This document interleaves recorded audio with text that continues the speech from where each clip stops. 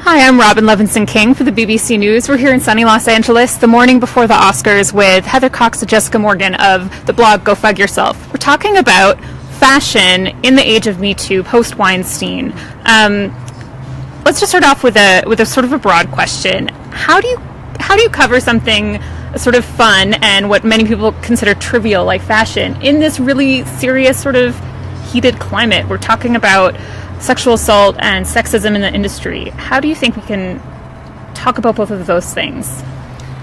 I mean, I think you just talk about both of those things. One of the things that happened in the Golden Globes coverage was that people stopped asking, "Who are you wearing?" And somehow that became confused with what they were supposed to be talking about. You know, it's like, this isn't really just about, like, let's stop asking them who designed your clothes. This is about asking you that plus, you know, this is about keeping a conversation going. This is about igniting something and keeping the flame alive. So I think it's okay to ask questions, especially, you know, maybe someone's wearing a female designer or an emerging female designer or something. You want to give that person credit. There's a lot of female artisans who are making these clothes. There's female stylists, glam squatters, who are all part of putting that look together. And I think you can discuss stuff like that without being like, oh, this is too shallow, you're trivializing what's really important. You know, people contain multitudes. The world is many faceted. It's okay to talk about that stuff, and it doesn't mean you're vapid. It doesn't mean you don't care about the important things. You know, it's possible to be a thinking person and enjoy talking about clothes sometimes, and also be like, yeah, let's also talk about everything that's wrong with the world. We can do all of those things. We can do both. And I think sometimes it makes for a nicer interview if you can cycle through something a little bit lighter to a little bit heavier, or vice versa. You know, it doesn't always have to be like, let's sit down and immediately get into sexual assault. Like, we can back into this a little more gently. I mean, I also think that part of the problem with red carpet coverage in terms of discussing a serious issue like that is red carpet interviews are not set up to have a profound and sensitive conversation about serious issues, which I think is something that in this past award season is something that everybody's sort of having to figure out, you know, how do we do this? Like, we don't want to trivialize this, but at the same time, the way that we have set up the industry is it's not meant for, you know, if you're having a 30-second conversation with Eva Longoria, it's very difficult to get into anything that's really substantial. So I think that everyone who's covering red carpet, this is something we're all sort of trying to figure out. During the Golden Globes, a lot of the women were wearing black. A lot of them brought activists to the red carpet. But for the Oscars, Ava DuVernay, who's part of the Time's Up movement, has said that they're going to be standing down, that they're going to not make a big statement. Do you think this is a missed opportunity? Go ahead if you have. I don't, actually. I think that in a sense, I thought everyone wearing black at the Globes was very impactful. Not only was it visually impactful, the fact that everyone wore black meant that all of the journalists covering the fashion had to talk about it. Like, we couldn't, not that we would want to anyway, we would talk about it ourselves, but any publication is going to have to address why everyone in your slideshow is wearing black. Issue. I think that going back to sort of, I don't want to say business as usual, but fashion as usual at the Oscars is sort of puts the exclamation point on what happened at the Globes. And I think if they were to wear black consistently, it maybe would have diluted the message. So I'm not surprised that I had always suspected that it was just going to be for the Globes was all black, and then kind of back to wearing color, pattern, whatever you were going to wear to the Oscars anyway. So no, I think that they're handling it correctly. I think it really is keeping the impact as impactful as it was. Yeah.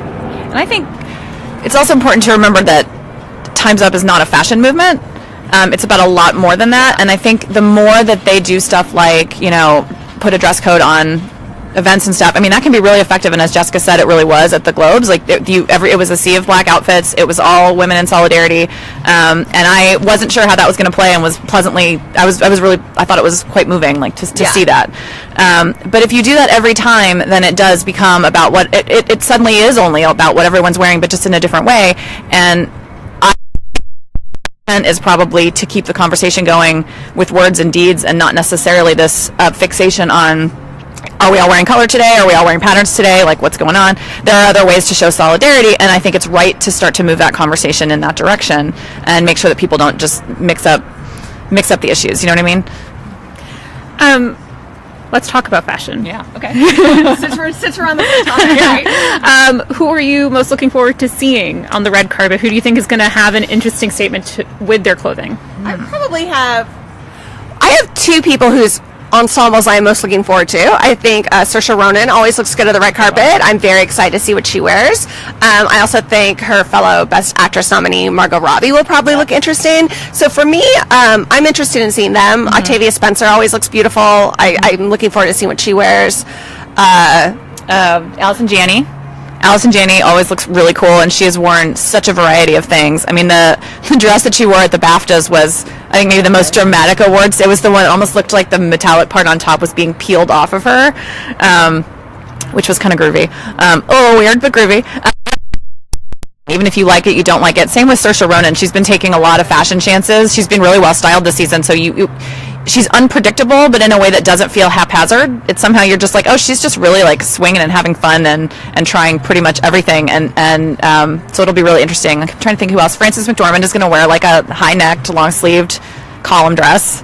So no surprises there. She wore pajamas yesterday to the Independent Spirit Awards. That seems right. Yeah, so it'll be interesting. We'll see what she does her own thing. So she is a singular personality, so she will dress to fit her personality for sure. And you know who I think will be fun to see is Leslie Manville, just because she hasn't really been in the awards conversation until the Oscars, which is, I mean, if you have to come in, that's a pretty good time to come. Yeah, so I mean, she's a very elegant lady, and she's in a movie about fashion. It'll be, what will she do? She wasn't at the Golden Globes, I don't think. Maybe she'll wear black. I don't know. And I mean, we saw Gary Oldman at the BAFTA party on Friday night, and he was in a red bow tie, so maybe he'll wear a colorful bow tie. I think the menswear, I think Daniel Kaluuya, sorry, it's one of those names I've only ever really seen written. So, he loves to wear a patterned jacket and color and stuff, and so I'm hoping that he veers away from classic black tux. I want to see some bright menswear and like textures and stuff, because there's a lot that they can do, and they're starting to do. So, fire it up, I say. Yeah, at the Essence Women's Luncheon, there was such a wonderful array of colors, and I thought that made kind of a political statement in its own way. It was just, no one was hiding at that party. Yeah, it was a beautiful carpet. And I hope maybe they bring some of that to the Oscars. I fully expect this Oscars red carpet to be very bright and bold. I think it's going to be beautiful. I do definitely think people are sort of taking us. I think it was Meryl Streep. I'm not sure it was Meryl Streep. We're going to give credit to Meryl Streep for this, who said that all black at the Globes was underlining what they were saying, and then now we're all going to move forward sartorially, and I do think we're going to see that today. Yeah. I also wonder if, that Black Panther premiere in February was phenomenal, and I feel like something about that collection of outfits and people has inspired a lot of the red carpets that have come since then. I feel like people really are embracing all of those things more, like the color and the pattern, and I don't know if it's that they saw those pictures or they were there and they were inspired by all of what they were doing, but it seems like it's informed some choices people have made, and I hope that, as Jessica said, that comes through in the Oscars, because sometimes the Oscars can feel a little fashion stodgy sometimes. Like, if it's a lot of, beige sparkly dresses, I'm going to be a little bummed out. Like, I feel like we're on a roll here. There's two, I would say, controversies this Oscar season. One is Ryan Seacrest, who has been a huge part of every red carpet for many years. What do you think is going to happen? Are people going to engage with him, or how do you engage with him? I think this is the stickiest wicket. This is the stickiest wicket of the day. I don't know what's going to happen. This is one of the first times for the Oscars where I've thought, I have no idea how this is going to go. I think a lot of actresses are not going to want to talk to him.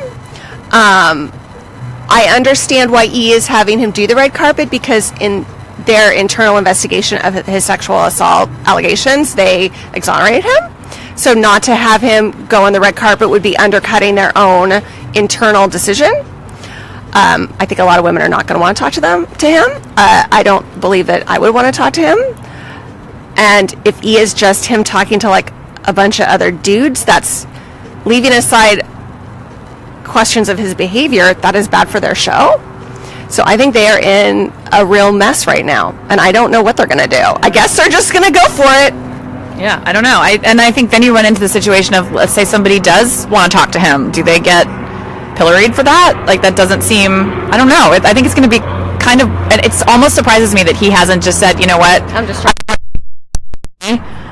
going to step away, or I have the stomach flu, or whatever. Like, it's almost shocking to me that he is willing to put himself in that situation, but I also feel like I get it. He maintains his innocence, and I understand that, but it is now about you. The Ryan Seacrest thing, I think, is the storyline everyone's the most interested in, and that will begin and end before the Oscars even do. So I don't know. I'm surprised he hasn't sort of said, listen, I don't want to make it about me, and I'm going to back away. I thought he was going to say, I feel that this is distracting from the evening, and although I maintain my innocence, I'm going to allow the evening to go forward without me being the story. Right. But he did not. As of now, I mean, like, right. Who knows what's going to happen in the next 3 hours? Anything could happen. Right? That stomach flu could hit. Yeah. I just want to remind readers that they can submit questions. I'm just going to check some questions right now. There was a question earlier, if we could just reinstate about why exactly people might be wearing black on the red carpet. Somebody didn't know why people would be wearing black. Can you explain why? Okay, well, do one of you want to explain why? Well, harkening back, the actresses in Hollywood, most of them decided to dress in solidarity for the Time's Up movement, and I guess hashtag Me Too also. Time's Up was announced with the I'm going to fudge the details. Yeah. Time's Up is a legal defense fund that has been instated so that women who are sexually assaulted or harassed in all industries have a legal defense fund to fight it, essentially. To defend themselves and to fight for themselves. I was trying to remember who the main Hollywood power players are who are behind it, but I think there's actually so many that it's hard to name them all. So that was why women all dressed in black to stand up for other women and to sort of to force the conversation on the red carpet to be about that and to bring some of those issues to light. And many of them walked with activists of various causes, various feminist causes, who got a chance to speak as well. And it was really powerful. And they also at the BAFTAs, I think they did one as well. Yes. Similar thing. So the question is, will people still carry through wearing black as part of that, or will they sort of deviate and just wear whatever? Or if they're wearing black, is that what they would have worn anyway? I don't know, but that would be the significance of wearing black on this particular evening. One of the designers who has been a huge part of the Oscar season every year, who I don't know if we're going to see much of, is Marchesa. Mm-hmm. No, we will not see any Marchesa at all. None. Zero. Yeah. What do you think? Do you think she has? Okay. Marchesa is the designer who Georgina Chapman is Harvey Weinstein's wife.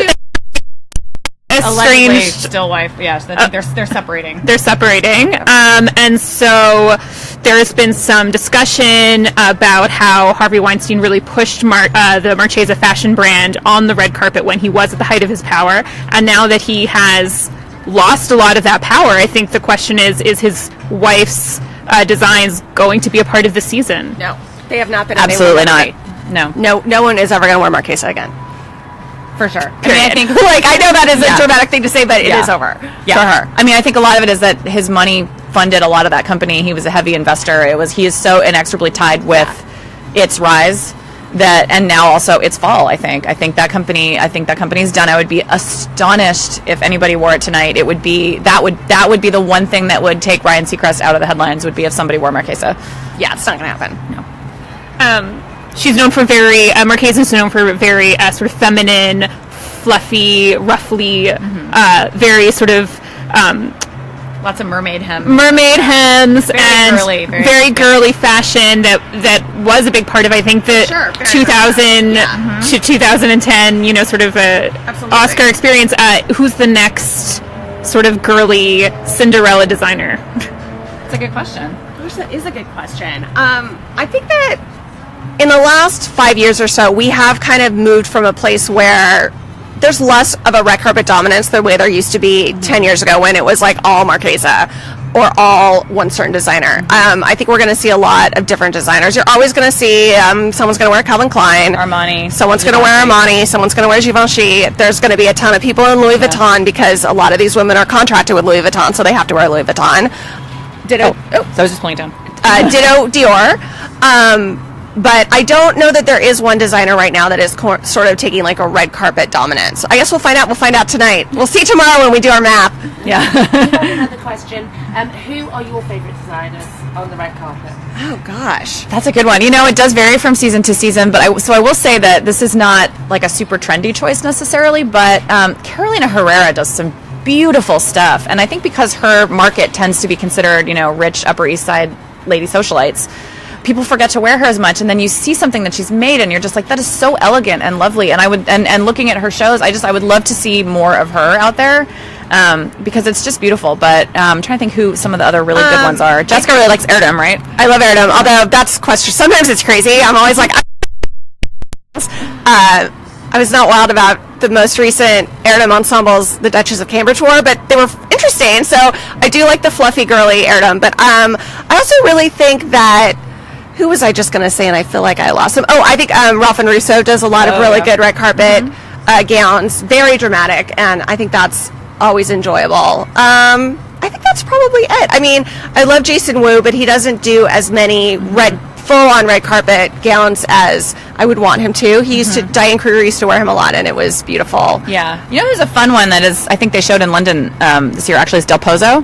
Oh, yeah, that'd be great. Very, very unusual, and again, very hit or miss, but every so often you'll see someone in one of them, and it's architectural, and there's like a hit of color in an unexpected place. I think Katrina Balfe, is that Katrina? Yeah. Katrina Balfe, I'm sorry, it's another one I've seen written, and I don't. She's worn them, and they're really cool. And I think it would be cool to see. It would be neat to see them. But I don't know if there's anybody who has really slid right into the Marquesa void. There's a lot of designers that do, like Ellie Saab does a lot of really glitzy, glamorous. Zuhair Murad does a lot of glitzy, glamorous sequins and beading and intricate work. But none of them quite put every single flourish together in the same way that Georgina Chapman did. And so I don't think that there's not an immediate obvious heir or heiress apparent at the moment. Edward wants to know about shoes and shoe designers. Ooh, this is a fun topic. Well, for red carpet shoes, I would like to see more interesting red carpet shoes. I think we have at least moved past the period of time when everyone was wearing the Stuart Weitzman nudists, which were just basically two bands across your foot. And I understood why people wore those, because they were sort of It disappeared. a neutral element on your ensemble. But I would like to see some whimsical footwear. I don't think we're going to, but you never know. Yeah. Sometimes people will bring it out. I would just like to see some footwear. I think a lot of times you don't get it. The dresses, they're not hiking up their dresses to show off their ankles, and they're all long, and like sometimes you just don't know what they're doing under there. As far as shoe designers, I mean, for a long time, Christian Louboutin was the king of all. Like, it was, if you didn't have a red sole, who were you? But I think Paul Andrew has kind of come into that. And I'm trying to think who the other really big shoe designers are that people are wearing a lot of right now. I mean, you're always going to see Tamara Mellon. Yeah, you're going to see Jimmy Choo. I mean, a lot of the same shoes that you're going to see by designers. Like, if someone's wearing Chanel, her shoes are probably going to be Chanel. If you're wearing Louis Vuitton, your shoes are going to probably be Louis Vuitton. So it's going to be interesting to see. Also, I'm interested to see if a lot of people do sort of the head to toe, including their shoes with their look. So that'll be sort of fun too. I just hogged the microphone for that whole thing. I'm so sorry. That's okay. The other thing that sometimes people do that you don't realize they're doing until you catch like a shot with their leg poking out is that their shoes are really beside the point, and all they're sort of platformy. And I think that is something they do to forgive any tailoring issues that they might have had with the length of their dress. So they add they wear something that has a platform of variable size and thickness to just make up for it, so that the dress falls in the right way. So for the Oscars particularly, I think they tend to be more utilitarian than interesting. Which is sort of a bummer, but I'm hoping someone comes in like combat boots or something. Right? That'd be awesome. Yes. Let's wear some cool flats. Yes.